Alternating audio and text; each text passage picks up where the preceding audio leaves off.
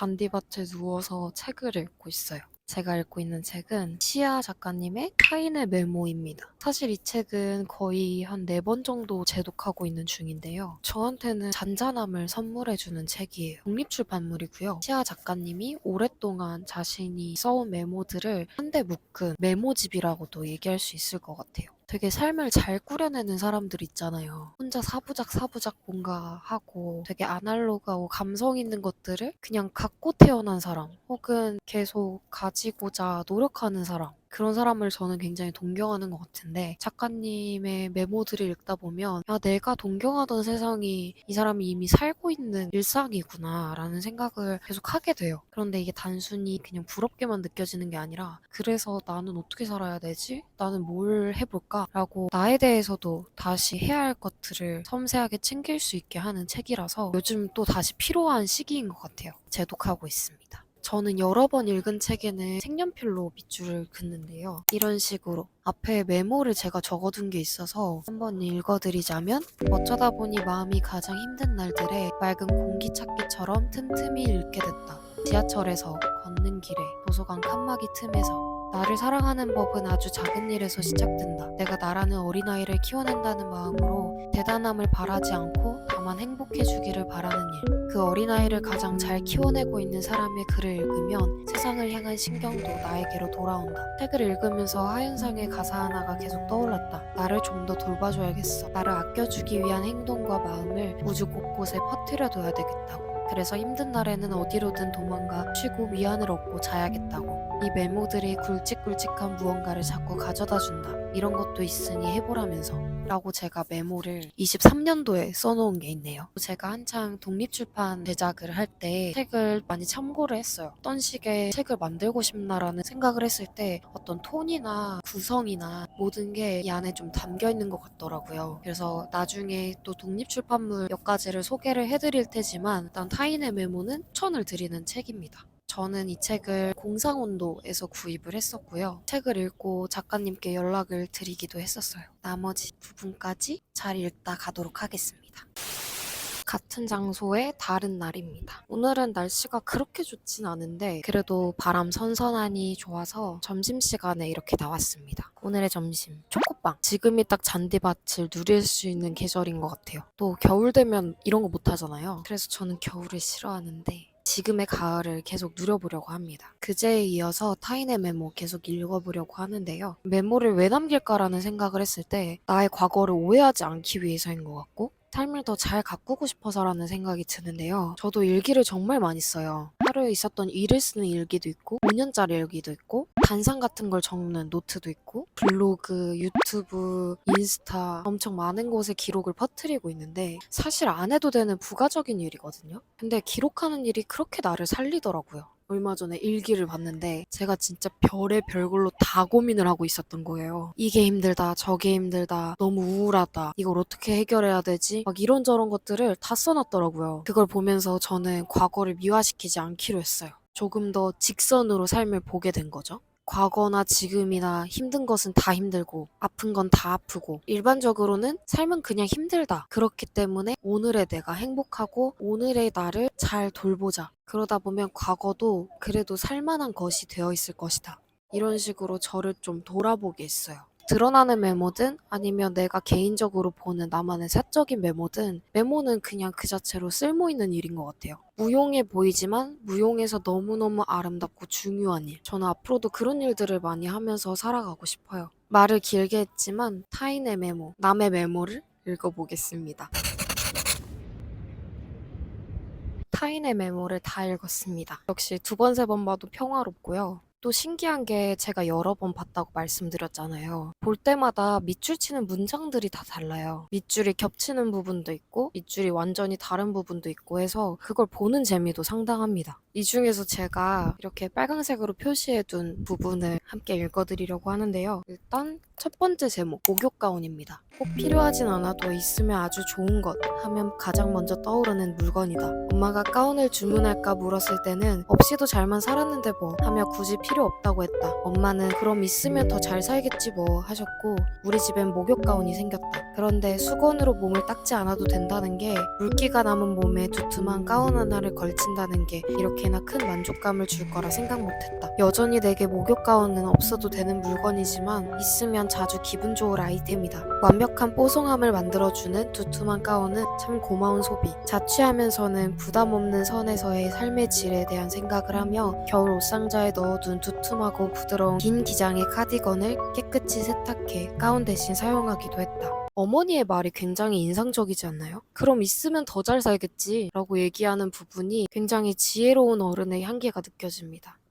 없어도 되는데 있으면 더 잘 살게 되는 물건들이 있잖아요. 저에게는 CD예요. 저는 CD를 모으는 게 취미거든요. 어느 순간부터 그렇게 됐는지는 모르겠는데 사실 그냥 요즘에 음악 그냥 유튜브나 아니면 스트리밍 서비스로 들으면 돼요. 예전처럼 CD를 사야만 노래를 들을 수 있는 시대가 아니기 때문에. 근데 그걸 굳이 돈을 주고 사서 듣는 이유는 그게 있으면 진짜 삶이 한층 더 나아지기 때문이거든요. CD 하나를 틀으면 그 앨범 전체를 무조건 들어봐야 한다는 것과 돌아가는 CD판도 너무 좋고 내 취향이 물성이 있는 것으로 계속 보인다는 게 저한테는 CD를 모으는 가장 큰 이유입니다. 그래서 없이도 잘 살지만 있으면 더 잘 사는 물건들 한번 생각해 보셨으면 좋겠어요. 다음은 생활과 장소의 변화라는 제목이고요. 수업을 진행하기 위해 온 제주. 일터에서 가장 가깝고 저렴한 숙소를 골랐다. 오며 가며 스태프들과 사장님과 인사하다가 스텝을 구하고 있다는 말을 들었고 마침 남은 일정이 없었고 사장님도 오케이. 마지막 수업을 하고 서울에서 짐을 더 챙겨왔다. 그렇게 시작된 새로운 생활. 일이 마무리되며 혼자 제주 여행을 가볍게라도 해볼 생각이었는데 제주살이가 시작될 줄이야. 이래서 여행을 떠나기 전에는 책임져야 할 프로젝트를 모두 끝내고 오는 게 좋다. 상상도 못한 시간을 살 기회가 찾아올 때 놓치지 않을 수 있으니. 일단 이 제주라는 화두가 우리한테 어쩔 수 없이 그 낭만을 주는 것들이 있지만 저는 그 마지막 말이 너무 좋았어요. 상상도 못한 시간을 살 기회가 찾아올 때 놓치지 않을 수 있으니. 인생의 타이밍이라는 말 진짜 많이 하잖아요. 그 타이밍을 나중에 알게 될 때도 있지만 일단 인생에 있어서 몇 가지 정말 중요한 순간들이 있거든요. 작가님에게 제주 생활이 얼마나 큰 삶의 변화일지는 모르겠지만 일단 내가 기회를 만들었고 기회를 잡았다는 점에서 그 다음 삶이 굉장히 달라지는 거죠. 저도 우연히 중국 유학을 선택하게 되면서 완전히 삶이 바뀌긴 했지만 제가 동경하는 삶은 또 따로 있거든요. 그래서 그 삶을 살아가기 위해서 지금 해야 될 게 무엇일까에 대해 좀 생각해봐야 되지 않을까라는 그런 마음을 주게 했던 것 같아요. 그냥 남의 메모를 써놓은 건데 괜히 나에 대해서 더 돌아보게 되거든요. 그래서 혹시나 나를 고민하게 하는 새로운 시각이 필요하신 분들에게 이 책을 굉장히 권하고 싶습니다. 근데 글은 나한테는 쓰지 않으면 안 되는 그런 거야. 내가 그랬잖아. 내가 태어나기를 좀 예민하게 태어나서 내가 내 감정을 좀 서술해서 터뜨려 놓지 않으면 되게 힘들어해. 그래서 그걸로 선택한 게 글을 쓰는 거여서 그거는 그냥 어쩔 수 없이 쓰게 되는 그런 게 있어. 근데 그 창고가 여러 개가 있을 텐데 그 중에서도 그린 이유가 또 있는 거 아니야? 그게 아니면 내 원인을 해결하지 못해. 어쨌든 근본적으로 내 문제니까. 그게 아닌 뭐 예를 들어 운동을 한다던가 아니면 술을 마시는 사람도 있을 수 있고 여러 방법이 있는데 그나마 가장 가깝게 해결할 수 있는 통로를 주는 건 글밖에 없는 것 같아. 그러면서 내가 갑자기 내 안에 정답이 나오는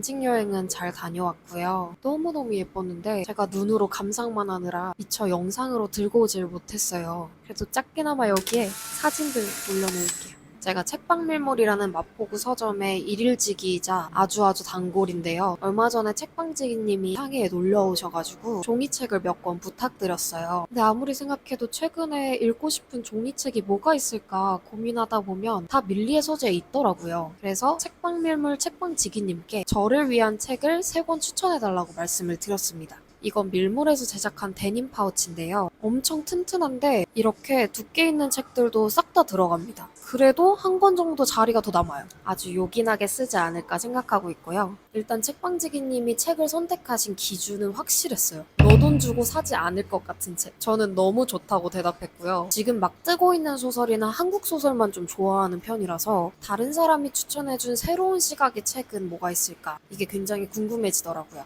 그래서 저는 이 책들의 정보를 아예 모릅니다. 일단 이 안에 들어있는 3권을 같이 설명을 드리자면 이렇게 있습니다. 일단 이승우 작가님의 목소리들입니다. 이승우 작가님은 제가 생애이면으로 제일 처음 만났었고요. 책방지기님의 말씀으로는 올해 가장 재미있게 읽은 한국소설이라고 하셨어요. 생애이면이 호흡이 긴 장편소설이라면 이건 그 분위기를 단편으로 쭉 이어낸 작품이라고 말씀하셨거든요. 저는 깊이감이 있는 소설을 굉장히 좋아해서 이것 또한 재미있게 읽지 않을까라고 생각하고 있습니다. 다음은 엘리자베스 스트라우트의 올리브 키터리지. 이건 굉장히 유명한 소설인데 최근에 한강 작가님도 추천을 하셨다고 하더라고요. 이 앞에 김혜란 작가님의 추천사가 있는데 한번 읽어드리자면 육지로 갓 잡아올린 물고기 마냥 펄떡이는 생의 잔인함, 울지 않고 울음에 대해 말하는 법. 이라고 쓰여 있어요. 울지 않고 울음에 대해 말하는 법이라는 말이 제가 좋아하는 결과 좀 통하는 느낌이 있는 것 같아서 이 책도 기대가 됩니다.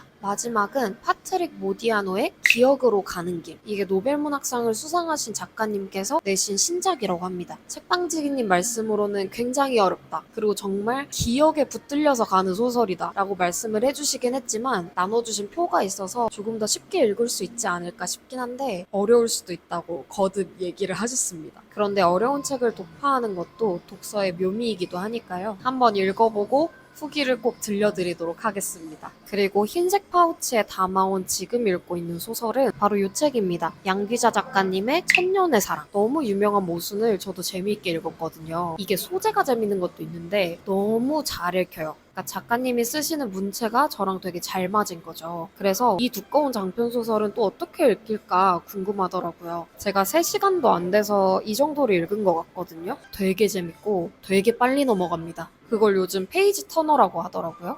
뭐 모든 인연이 우연이 아니라고 하지만 특별히 더 운명 같은 인연들 있잖아요. 여기에 나오는 남자 주인공은 훗날 우리가 서로 사랑할 사이라는 걸 미리 알고 있습니다. 어떻게 알고 있는지는 안 나오는데 이 여자도 이 남자에 대해 알 수 없는 끌림을 느껴요. 근데 여자는 직장 상사한테 소개받은 다른 썸남이 있는 상태고요. 썸남이 주는 한없는 베품과 사랑에 조금씩 마음이 열리지만 또 한편으로는 남자 주인공에게 굉장히 묘한 기분을 느낍니다. 어떤 분들 리뷰에서는 이 사람들이 감정을 너무 끈다라고 얘기를 하긴 하던데 아직 3분의 1 정도 읽은 저는 그렇게까지는 느끼지 못했고요. 모순이랑 느낌이 약간 비슷하긴 하지만 모순은 이 조건의 남자를 만날지 저 조건의 남자를 만날지 정도의 문제라면 천년의 사랑은 이미 정해진 사랑으로 건너가는 과정을 좀 그리는 것 같아요. 지금까지 본 분량 중에서 눈에 띄게 좋았던 몇 가지 구절들을 소개시켜드리려고 해요. 그렇지만 얼음이 다 녹은 다음에는 물이 어디로든 흘러가야만 하는 물이 되고 만다는 사실에 대해서는 미처 생각하지 못했던 그때 마지막을 몰랐으므로 나는 얼마나 찬란했던가. 저는 이 마지막 문장이 너무 좋아서 읽고 또 읽고 친구들한테 보내주고 했거든요. 마지막을 몰랐으므로 나는 얼마나 찬란했던가. 뭔가 사람한테 100을 줬다가 그 관계가 깨어졌을 때 우리는 보통 생각하잖아요. 내가 왜 그렇게 그 사랑에 목매달고 왜 모든 걸 다 줬을까? 근데 이 문장을 보면서 그런 사랑을 한 내가 밉지가 않은 거예요. 스스로에게 그렇게 끝모르는 사랑을 해줘서 고맙다는 생각을 했어요. 이게 절대 미련한 일이 아니구나. 영원이란 없는 것처럼 사랑하는 게 자신을 보호할 수 있는 방법이긴 하거든요. 근데 지나가고 나서 그 관계를 회상했을 때 결국엔 멋모르고 진짜 진심을 다해서 사랑했을 때가 가장 나에게도 좋았던 관계였던 것 같아요. 저도 최근에 관계에 있어서 정말 많은 변화를 겪었지만 이 구절을 읽고 나서야 그런 나를 미워하지 않게 됐던 것 같아요. 다른 한 구절은 정적 속의 깨끗한 아침에 그 옛날에 밥버러지 한 마리가 앉아있다고 생각하니 견디어온 시간들이 너무 대견했다. 주저앉을 수도 있었는데 어긋나 버렸을 수도 있었는데 차라리 폭발해버릴 수도 있었는데 그런데 고요히 여기까지 타박타박 걸어온 스스로에게 고마움을 느꼈다. 잘했어 오이니 잘해냈어 오이니 이제는 다른 시간이 오고 있잖아. 짐승의 시간 말고 좀 더 나은 시간. 이 여자 주인공에게 유년의 기억이랑 굉장히 안 좋은 것들밖에 없거든요. 부모가 없이 컸고 고아원에서 자랐어요. 그 고아원도 굉장히 열악한 환경이었거든요. 그래서 이 인이라는 여자는 자기가 사랑받는 법을 알지를 못해요. 사랑받는다는 느낌도 모르고 어떻게 하면 사랑할지도 잘 몰라서 가까이 오는 사람들에게 고슴도치처럼 굴거든요. 그런데 정말 행복한 순간을 마주한 거예요. 이전에 내가 이렇게 험난한 날들을 버티고 오늘에까지 왔구나. 그런 내가 너무 대견하다. 그런 생각이 들어서 불현듯 눈물을 터뜨리는 장면이에요. 누구에게나 최고의 시간이 있고 최악의 시간이 있는 것 같아요. 오인이라는 여자에게 최악의 시간은 자신의 유년 시절이었겠죠? 이제 드디어 최고의 시간이 다가오고 있다는 걸 깨달았을 때의 그 감정이 굉장히 알 것만 같은 거예요. 왜 우리가 문학을 보면서 갑자기 울 때 그 이유가 내가 그 사건을 직접 겪어봤기 때문만은 아니잖아요. 내가 직접 그 사건을 겪은 건 아니지만 나도 마치 그런 적이 있었던 것 같은 기분을 느끼게 되는데 저는 이게 그런 문장이었던 것 같아요. 먼 훗날 다시 괜찮아질 거라는 것을 믿고 오늘의 힘듦을 겪었던 내가 너무 기쁘고 고맙다. 그런 경험들이 누구에게나 있을 건데 그걸 흐름에 맞게 너무 잘 묘사해 주신 것 같아요. 아직 반절도 다 못 읽긴 했지만 굉장히 빠른 시일 내에 다 읽을 수 있을 것 같다는 생각이 들었습니다. 그럼 저는 나머지 부분 빨리 읽고 책방 밀물에서 받은 책도 빨리 꺼내보도록 하겠습니다.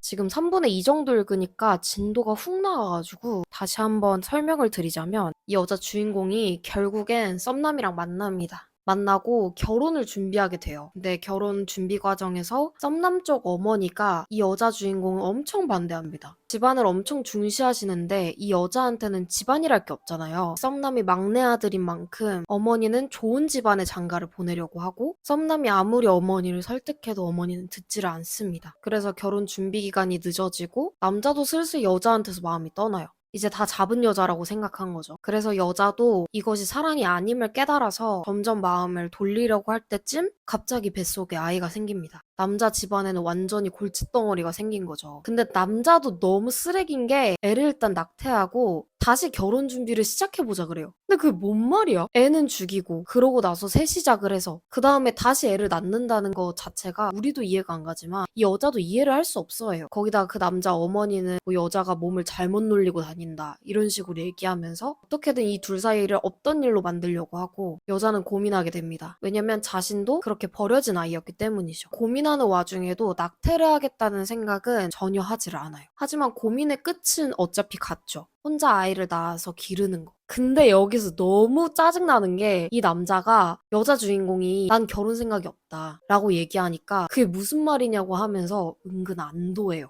근데 그게 너무 짜증나는 거예요. 책을 읽으면서 욕이 늘었어요, 지금. 계속 쌍욕 적느라고. 어쨌든 주변인들의 만류에도 불구하고 여자는 그 남자의 아이를 낳기로 합니다. 그리고 그 와중에 그 인형 같았던 그 남자는 계속해서 여자한테 편지를 보내요. 근데 그 편지가 가면 갈수록 나는 자연인이다 약간 그런 느낌이 나긴 하는데 어쨌든 썸남에서 사랑하는 남자에서 파혼하고 남자의 아이를 낳기로 결심하기까지 굉장히 많은 이야기가 흘러갔고요. 그 리뷰 쓰신 분들의 말씀을 조금 알기는 알겠어요. 대체 이 남자 주인공이 언제 등장할 것이냐. 편지 그만 쓰고 좀 나와라. 약간 그런 생각이 조금 들고 있긴 합니다. 그래서 한 요 정도까지 진도를 나갔고 나머지 부분은 계속 차를 마시면서 읽어보도록 할게요. 그리고 그 차를 너무 소개시켜드리고 싶은데 저도 몽골에 여행 갔다가 구입을 했던 거라서 한국에 파는지는 잘 모르겠어요. 한국 돌아와서 딱 첫입하자마자 너무 후회했어요. 왜 이거 하나만 사왔을까? 그래서 저도 굉장히 아껴 먹고 있는 상태긴 하지만 너무 맛있어서 그래서 여러분께 꼭 소개를 드리고 싶었습니다. 저도 한번 사이트가 있는지 찾아볼게요. 그럼 저는 끝까지 다 읽고 돌아오도록 하겠습니다. 오늘 준비한 야식은 토마토 모짜렐라입니다. 벽돌책 드디어 완독했습니다. 후반부를 끊을 수가 없어가지고 화장실까지 참아가면서 읽었거든요. 이게 어디까지 말씀을 드려야 될지 모르겠어서 굉장히 조심스러운데 일단 그 느낌만 알려드리면 다 읽고 나면 왜 이 책의 제목이 천년의 사랑인지를 알게 되거든요. 예정된 사랑, 기다림의 사랑, 재회의 사랑 그 모든 걸 후반부에 담고 있습니다. 그리고 그 쓰레기 남자는 끝까지 쓰레기고요. 쓰레기네 엄마는 더 쓰레기예요. 그래서 그 부분에서도 굉장히 화내면서 읽었는데 이 주인공 남자와 여자가 재회에서 삶을 사는 부분에서는 리틀 포레스트의 사랑편 같은 느낌이었어요. 그래서 제가 다 행복했었고 그 끝 내용은 알려드릴 순 없지만 내용이 길 수밖에 없겠다. 사실 중반부가 조금 늘어졌던 거 맞거든요. 근데 사랑도 천년을 하는데 책은 뭐 그 정도 되겠죠. 일단 저는 이 책에서 묘사한 그 사랑들이 너무 아름다우면서도 이런 사랑이 있을까라는 의문점이 들면서 문득 슬퍼지기도 했던 것 같아요. 사랑에 회의감을 느끼고 있는 요즘이어서 그런지 이 둘의 사랑 자체가 굉장히 신화처럼 느껴지기도 합니다. 하지만 지금 우리가 하고 있는 사랑도 천년을 기다렸던 그들처럼 다 엄청난 우연과 필연이 만나서 맺어진 결과라고 생각해요. 그런 점에서 천년의 사랑은 우리가 당연하게 받아들이고 있던 게 당연하지 않다는 걸 알려주려고 하는 건 아닌지라는 생각을 하게 됐는데요. 하나의 큰 드라마를 보고 났다는 생각이 드는 소설이었습니다. 마치 눈앞에서 연기를 하는 듯한 느낌을 주고 있어요. 그건 아마 작가님의 필력이 상당한 영향을 끼친 거겠죠. 그래서 드디어 천년의 사랑 후련하게 완독했습니다. 이번 영상의 처음이 가을이었다면 지금은 겨울을 향해 왔는데요. 저는 겨울을 너무너무 싫어하는 사람이지만 또 제가 사랑하는 것들과 함께라면 이 겨울도 잘 이겨낼 수 있겠다는 생각이 들기도 해요. 이 계절에 함께할 수 있는 작은 기쁨이 있었으면 좋겠다 하는 마음을 담아서 오늘 영상을 마치겠습니다. 늘 영상 봐주셔서 너무너무 감사드리고요. 앞으로도 저와 책수다 많이 떨어주셨으면 좋겠습니다. 그럼 다음 영상에서 뵐게요.